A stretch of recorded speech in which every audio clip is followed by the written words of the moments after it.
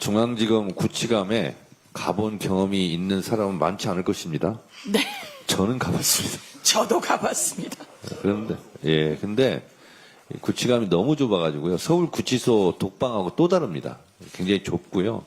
있는 것 자체가 공포입니다. 그리고 폐쇄공포증 이런 것도 느낄 수 있고, 여기 몇 시간만 있으면은요, 머리가 이렇게 거의 빙빙 돕니다. 근데 거기를 몇 박 며칠이요? 2박 3일입니다. 예. 그 자체가 고문입니다. 그 자체가 고문이라고 할 수 있어요. 그래서 이렇게 하는 것 자체가 저는 인권 탄압이다 이렇게 생각합니다. 예. 정말 여기 한번 가면은요, 굉장히 마음이 약해지고 그냥 하라는 대로 할 수밖에 없는 그런 상황으로 몰리지 않을까, 저는 그렇게 추론합니다. 한 말씀만 더 드리면 이걸 어떻게 찾았냐. 남욱이 구치소에서 나온 일정은 있었습니다. 그런데 보니까 구치소로 들어간 일정이 없는 거예요. 그래서 왜 구치소로 들어간 일정이 없냐라고 했더니 그때 여기에 갇혀 있었던 겁니다. 네, 위원장님 정말 충격적인 보고 잘 들었습니다. 다음 박성준 국조특위 간사님께서 말씀해 주시겠습니다. 네, 국조특위 간사 박성준입니다.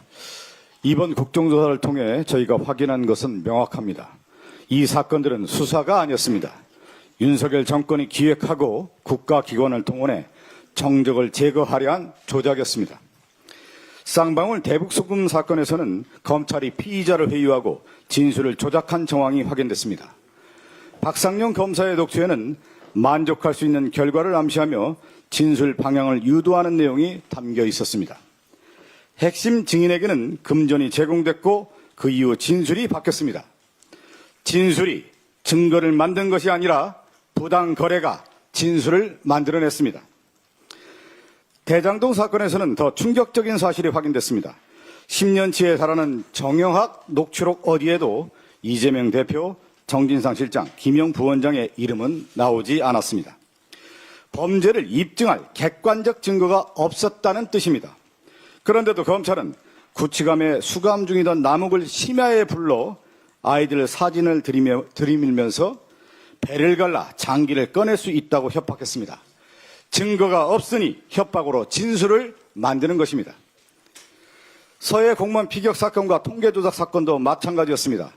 새로운 증거가 없었는데도 판단이 뒤집혔고, 감사원은 처음부터 처벌 대상을 정해놓고 수사기관처럼 작동했습니다. 결론은 법원의 무죄 선고였습니다.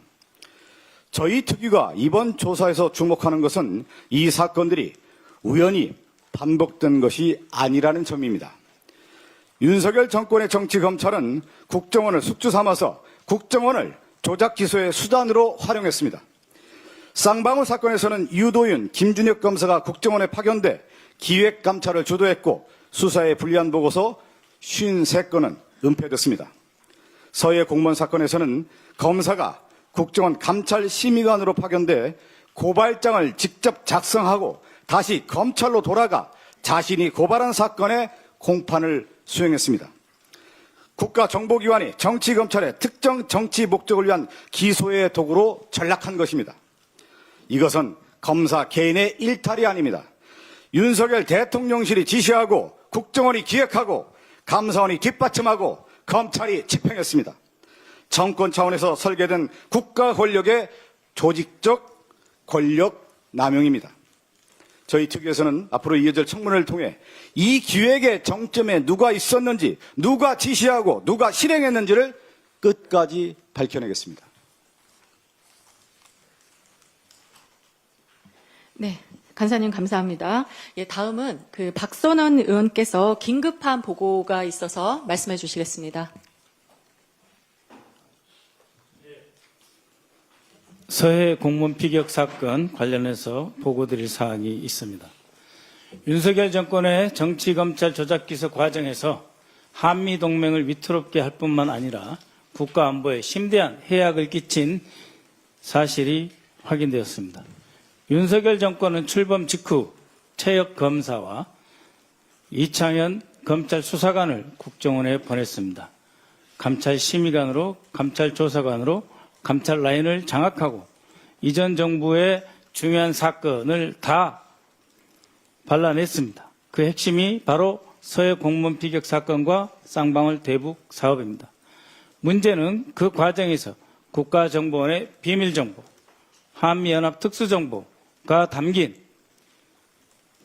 정보를 아무런 자격 없는 자들이 무단으로 열람하고 심지어 외부로 유출한 정황도 있습니다.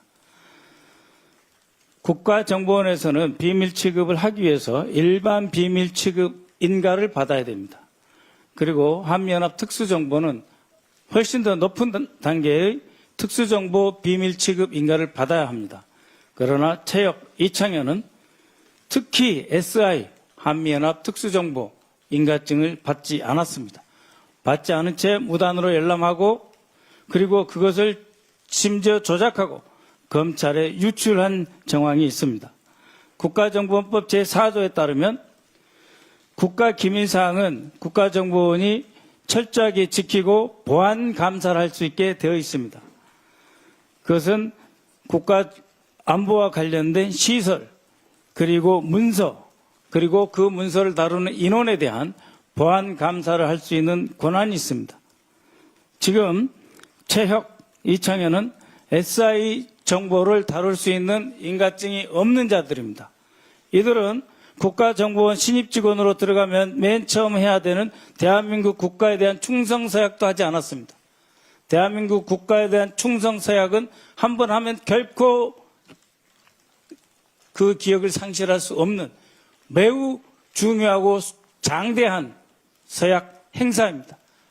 그러한 대한민국 국가 충성서약도 안 했고 SI 비밀 인가 취급도 없는 자들이 서해 공무원 피격 사건과 쌍방울 대북 사업에 관한 문서들을 다뤘다.